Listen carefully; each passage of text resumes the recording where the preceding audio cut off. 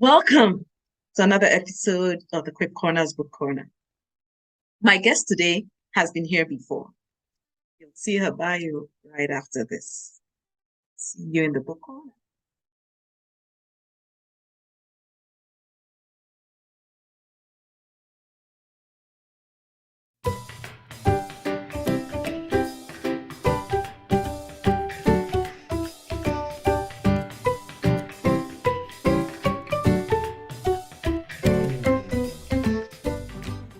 Welcome back to the Quip Corner's Book Corner, Abimbola. Thank you so much. That's really nice to be back here. Yes, it's been a minute, huh? Definitely has been. Nice. And I know you've been busy because I have been seeing you on social media. Yeah, it's been quite a busy last 2 years, I must say, since I published my first book. I have added 2 more books to the series, Finding God series. And so I've basically closed off that series now, and I'm working on a 4th book currently. Nice. So it's been busy. Okay. Nice. Busy is good. Busy is good. So which of your books are we going to be talking about today? All right. I thought it was appropriate for us to talk about Morayo's journey. Okay. Because that's the one that came after Gbenga's journey. The one that we spoke about, at the last time we had this talk. Yeah. So Morayo's journey is like the second book in the Finding God series that I started off with in 2020. So I released this one in April 2021. Okay, nice. Spill the beans. Tell us about it. It's okay. Since it's a part of a series, so it's a continuation of one of the characters in Gbenga's journey. A continuation of her journey. If you recall, Gbenga had a girlfriend or a fiance called Morayo, whose name is Morayo, and he ended the relationship in Gbenga's journey. And here we are now seeing what is Morayo's journey really about. And Morayo's journey is also a journey that a lot of us take, especially women who have had their heart broken and they get into rebound relationships. And she went through a lot before she finally did find God herself. Yeah, so without letting too much out of the bag. Exactly, because I was almost like, okay, is that not enough already? Wow. Wow. So what inspired you to pick up one character from one book to talk about in another book? I think for me, when we left off in Gbenga's journey, you would find that Morayo's heart had been broken. Now we hadn't really developed Morayo's character, and I wanted people to see a new perspective of a young lady whose heart had been broken and what she went through before she then found God as part of her journey. It's like I said, the Finding God series really is about our lives as human beings and the things that we go through.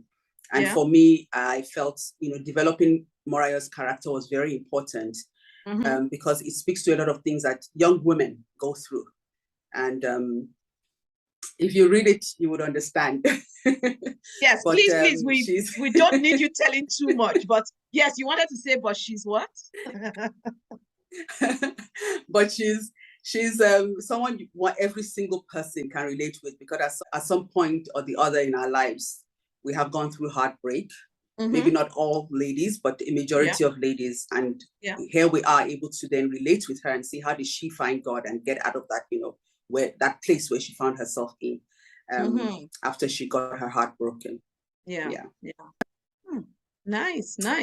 And it's interesting when you talk about heartbreak, because heartbreak is not only restricted to, shall I say, relationships with somebody you're planning to get married or with somebody you're married to.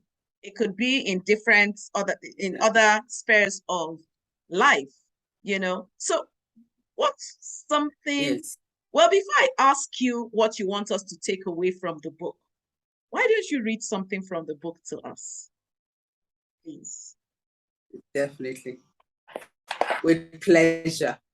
The part I'm going to read, or the few parts I'm going to read, It's a conversation she had with somebody who is also not new to us, because she also was in Benga's journey. She was a friend of theirs from school, and this is someone she could relate to. And she found herself, being able to pour out her heart to this person. I will tell you after I finish reading why I've chosen that part.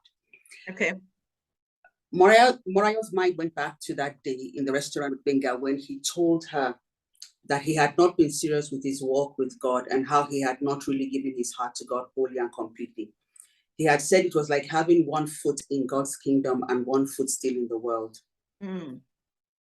And how did that make you feel? Asked Nike, breaking into her thoughts. Angry because it was like he had strung me along for so long, and when it suited him, he dumped me. I suppose your reaction was normal. So how is your relationship with God? And, in the story, I'm not going to read every single word because of the time, but she basically then goes on to tell the experiences she has gone through. And she says, it's a long story, replied Morayo. And before she knew it, she had poured out the events of the last few months with tears streaming down her face when she got to the part where she had become pregnant and decided not to keep the baby. Nike listened to her without interrupting her. And when Morayo finished, she went over to her, offered her a tissue and hugged her. No judgmental attitude, just simply hugged her till Morayo had stopped crying. And the reason I've chosen that part is because sometimes we find it difficult to talk to people about some of the things we are going through, things we've passed through, because we don't know whether they will be sympathetic or empathetic, and without, judging or condemning us. And I think it was important, the way her friend reacted to her. Her friend didn't condemn her. Her friend didn't judge her. She merely listened and empathized. And, if you look through the book, that was a very important moment for Morayo, because if her friend had judged her, I do not think she would have gotten to the place where she got to eventually. So it's important for us, when people go through some of these things and they tell us these things, to learn to be empathetic and not to have a judgmental attitude, because we don't know where that person and what that person has gone through. Yeah. This is, it's so, what you've said is so deep. And it reminds me of an interview I had with another author last year. And she said that we're called to be Christ's ambassadors, not to be judges. That's a good one. Yes. And very true. Very Absolutely. True. Very true. Wow. Well, thank you for sharing a piece of the book. So how can people get their copies? And when I'm asking copies, not just of this book, because with what you said about the first one, people will be like, I need that first one too. So how can people get copies of this book and of Benga's Journey? Okay. All my books are published on Amazon Books, as e-copy as well as hard copy.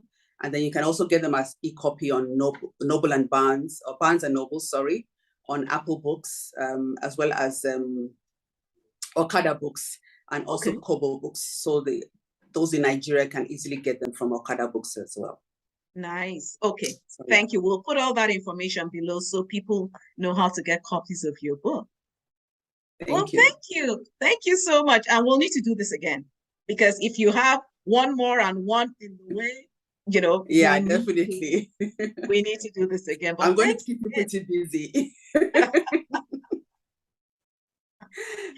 Thanks again for joining me in the Quip Corner's Book Corner. Thank you so much for having me. I do appreciate it. Welcome. It was nice hearing from Abimbola. And it's nice to have sequels. Sounds like an interesting one too.